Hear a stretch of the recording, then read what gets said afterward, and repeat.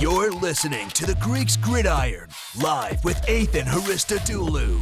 Welcome back, everybody, to another edition of the Greeks Gridiron and to the second half of my picks for week number 6 in the USFL. We got a couple of games to go over here. We're currently sitting at 12-8. We made picks yesterday for Saturday's games, and today we are doing Sunday's games. So if you have not watched already, make sure at the end of this video, you jump over to the Saturday's picks, go through Saturday's games as well, see who I'm picking for those games. But we're doing score predictions, I'm breaking down the games, and I'll ultimately give you my winner. So comment down below, who do you think's going to win? Give me some final scores, and let's dive right in, shall we? Beginning with the New Orleans Breakers taking on the Philadelphia Stars. This game will be at noon on Sunday, Eastern time, that is, at Ford Field in Detroit. You'll find this game on FS1. We have the Breakers coming in looking to bounce back off of a shocking loss to the Memphis Showboats last weekend, and the Stars coming in looking to build a little bit of momentum after finally snapping their losing streak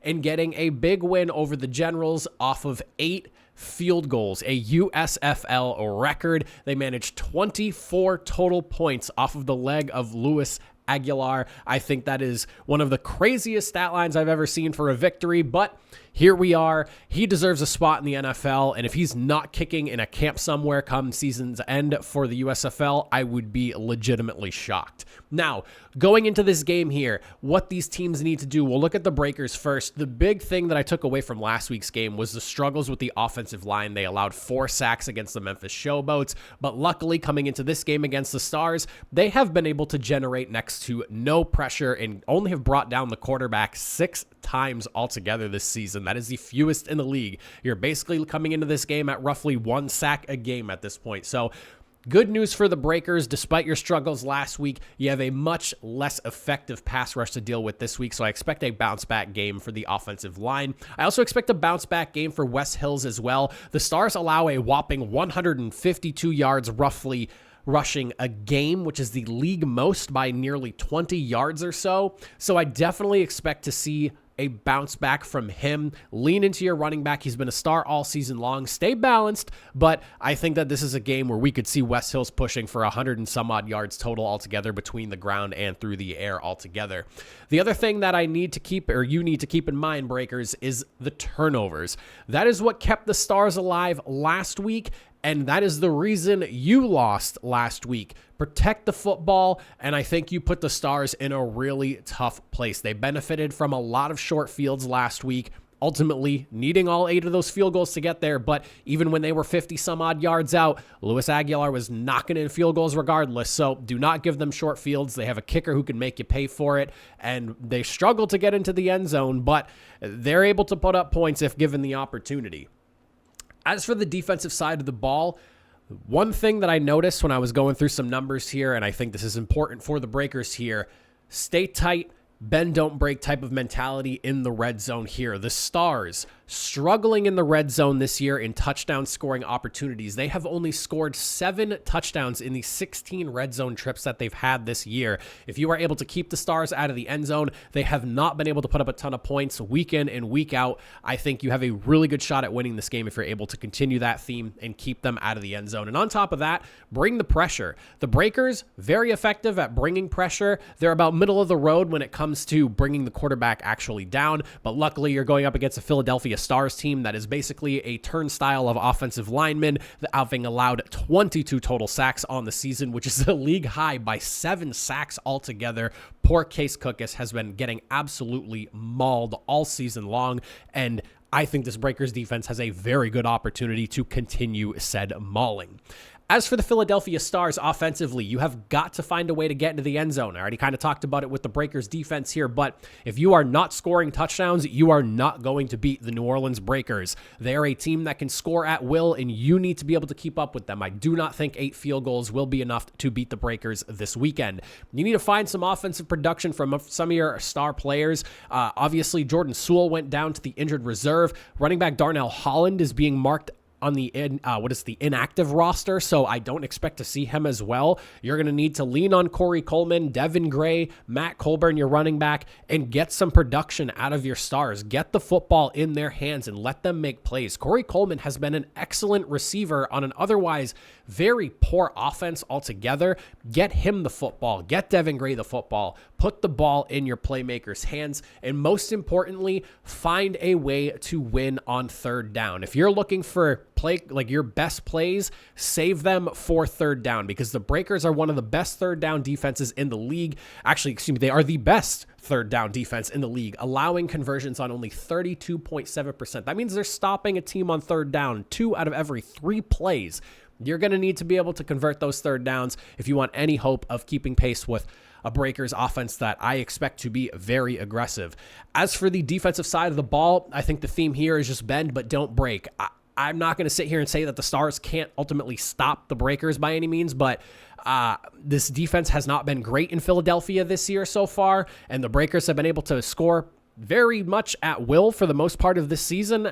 They're averaging about 27 points a game, so bend but don't break. Do your absolute best to try to limit them to field goals.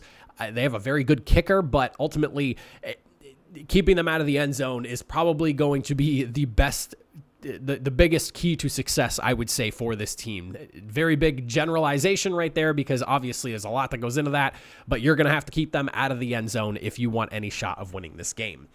As for another thing, I would like to see this defense be opportunistic. The Showboats kind of showed you the roadmap to how to beat the Breakers last week. It was 1, bring the pressure. Again, they got to McLeod Bethel-Thompson 4 times last week, bringing him down for sacks. But on top of that, they were able to make plays, whether it was punching out the football, getting an interception, and just kind of keeping all the playmakers in check. Go after the football. Be aggressive. Don't be afraid to jump a route. Don't be afraid to take a swing at the football in someone's hands, whether it's a running back, a wide receiver, whoever it may be.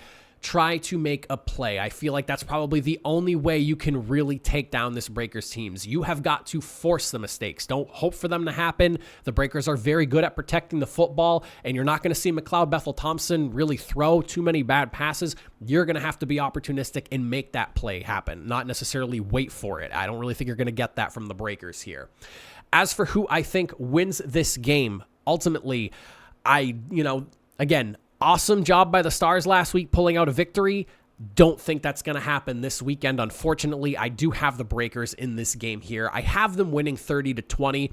I think we're going to see potentially a touchdown, maybe even 2 from the Stars this weekend. It would be kind of wild to see them go without another touchdown in back-to-back weeks, so I expect to see at least a score into the end zone here.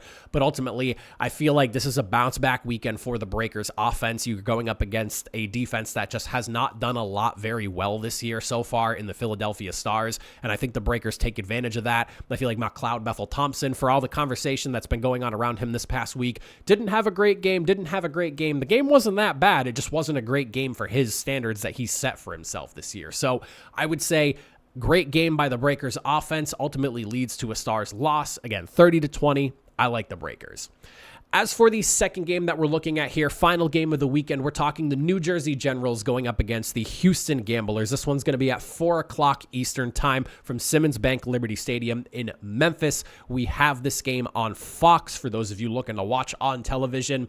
You have the Generals coming off of what felt like an offensive meltdown for them. They've been very good at protecting the football pretty much all year long, and last week was just everything but what we've seen from them the majority of this season, with 4 turnovers altogether. And then you have a Gamblers team that's coming in red hot off of a massive victory over the Stallions without their starting quarterback, a game that a lot of people had them counting out, but a game that I, knowing how good of a quarterback Terry Wilson has been, was not too surprised to see.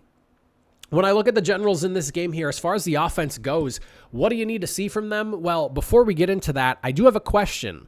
Are we going to see more of Kyle Lauletta this week? I feel like the passing game looked a little bit better with him under center last week. I know DeAndre Johnson came out with something going on with his eye. He came out, it seemed like he was okay, and then he kind of stayed out for the rest of the game.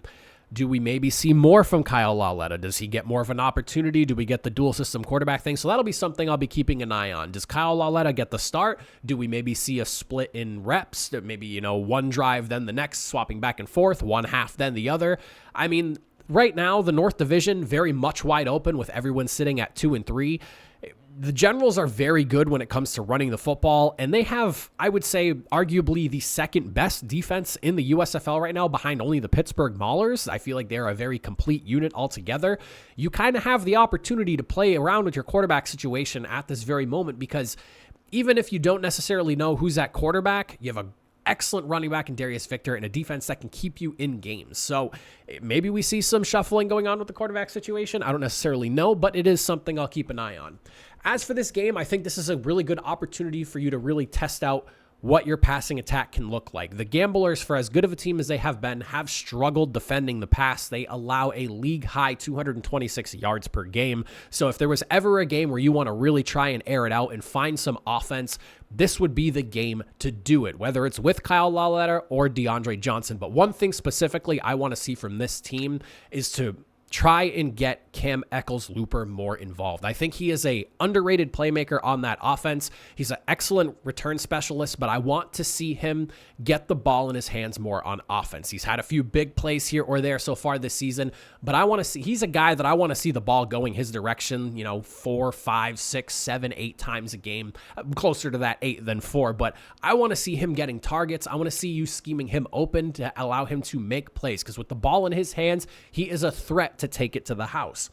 As for the defensive side of the ball, I think the goal is very simple here, and that is stop Mark Thompson. You have one of the better run defenses in the league, and if you want to win this game, you've got to find a way to keep Mark Thompson out of the end zone, because he has been absolutely bullying defenses all season long since he got going, and he is no stranger to the end zone at this point in the season. I believe he's sitting at 8 touchdowns now so far this year, 8 or 9, very high number, and he has no issues getting himself in there. On top of that, you need to be ready for the play action. I feel like with how good Mark Thompson is, they are very good at just getting under center, and you have to be honest with your defense, because while Mark Thompson has been a problem, Gamblers are not afraid to take the deep shot as well. So be ready for that and bring some extra attention to Justin Hall. He is somebody that I feel like, because the Gamblers had a slow start to the season, he isn't getting quite the love he deserves, but he is one of the league's best wide receivers at this point in the year. The numbers speak for themselves.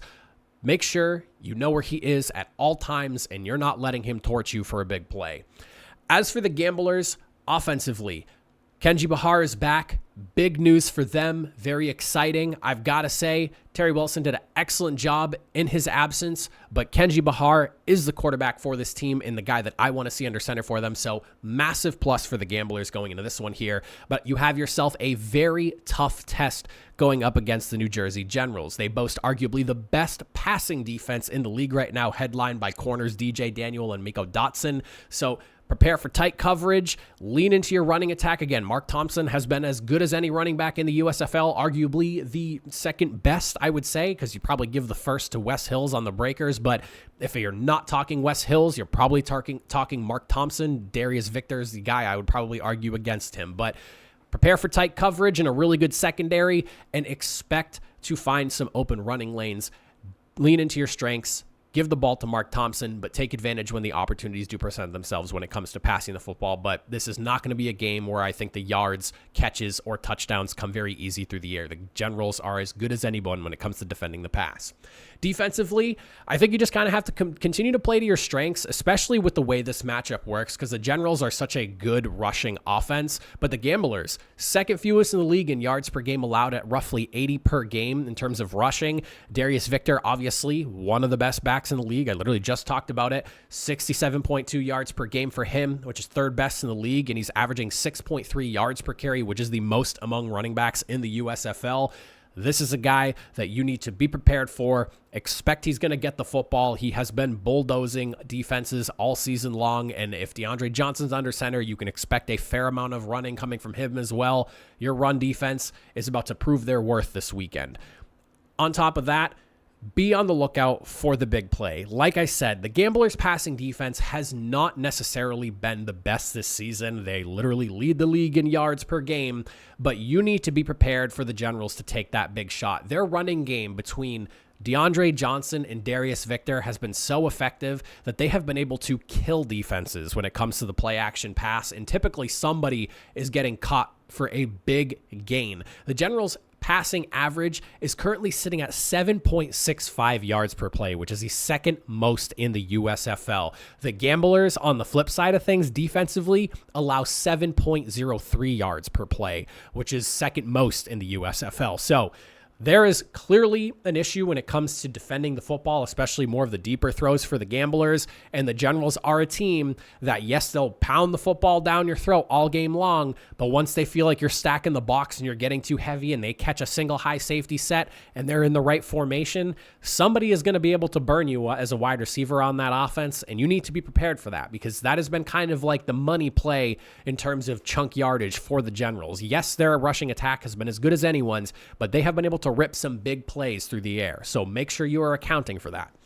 As for who I think ultimately comes out the winner in this game here, I think this game ends up being a tighter one. This is probably going to be one of the more competitive matchups of the weekend. I think that they match up with each other well, whereas like the defense does a good job defending against whatever the offense's strengths are. So I'm really interested in seeing how this game ultimately plays out. I think points are going to come somewhat at a premium, and it's going to be a grind of a game, but I'm really looking forward to this matchup here. This is a very intriguing one, I would say, this weekend. But for who I think comes out victorious, I am leaning a little bit in one direction more than the other, and I'm going to go with the Houston Gamblers for this game here. I just feel like they have a little bit more on the offensive side of the ball altogether, whereas I'm kind of sitting here questioning the quarterback situation for the Generals. I love their defense. I think they're one of the best units in the USFL. Like I said, I would probably put them at second behind only the Pittsburgh Maulers right now. They're a very complete unit altogether, but the quarterback situation right now currently in New Jersey, it's hard for me to buy into what they have going on right now. I was really high on DeAndre Johnson coming into the season, but not necessarily living up to my expectations to this point. And when Kyle Lauletta came in last week, I was surprised to see him play the remainder of the game when he did.